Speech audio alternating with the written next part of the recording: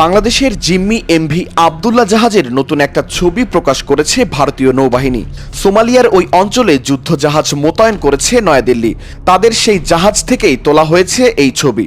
এতে দেখা যায় অস্ত্র হাতে অন্তত 4 জন পায়চারি করছে জাহাজের করিডোরে। ভারতীয় নৌবাহিনীর মুখপাত্রের এক্স অ্যাকাউন্ট থেকে ছবিটি প্রকাশ করা হয়। ছবিটিতে এমভি আবদুল্লাতে টহলরত জলদস্যুদের চিহ্নিত করা হয়েছে, যাদের সবার হাতেই ভারী অস্ত্র রয়েছে। ওই পোস্টে জানানো হয়, সোমালিয়ান জলদস্যুদের হাতে জিম্মি বাংলাদেশি জাহাজ এমভি আবদুল্লাহকে সহায়তা করতে কাছাকাছি এলাকায় একটি ভারতীয় যুদ্ধ জাহাজ ও একটি দূরপাল্লার সামুদ্রিক টহল উড়োজাহাজ অবস্থান করছে। এক বিবৃতিতে ভারতীয় নৌবাহিনী জানিয়েছে, এমভি আবদুল্লাহর হাইজ্যাক হওয়ার খবর পেয়ে গত মঙ্গলবারই ভারতীয় নৌবাহিনীর দূরপাল্লার মেরিটাইম পেট্রোল এয়ারক্রাফট LRMPP-81 মোতায়েন করে। পরে একটি যুদ্ধ জাহাজও মোতায়েন করা হয়। যুদ্ধ জাহাজটি বৃহস্পতিবার জিম্মি জাহাজটিকে নজরদারি করতে শুরু করে।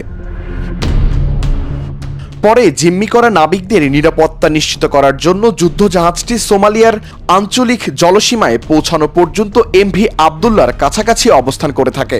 এছাড়াও ইউরোপীয় ইউনিয়নের নৌবাহিনী ও অপারেশন আটলান্টার আওতায় জিম্মি বাংলাদেশি জাহাজটিকে অনুসরণ করেছে। ইইউ নৌবাহিনী জানিয়েছে, তাদের সংগৃহীত ভিজুয়াল তথ্যে দেখা গেছে বর্তমানে জাহাজটিতে কমপক্ষে 12 জন জলদস্যু অবস্থান করছে। ভারত মহাসাগর হয়ে মোজাম্বিক থেকে আরব আমিরাতের দুবাইয়ের দিকে যাচ্ছিল বাংলাদেশি জাহাজ এমভি আবদুল্লাহ। পথে জলদস্যুদের কবলে পড়ে জাহাজটি। শাহরিয়ার কবির, প্রবাস খবর।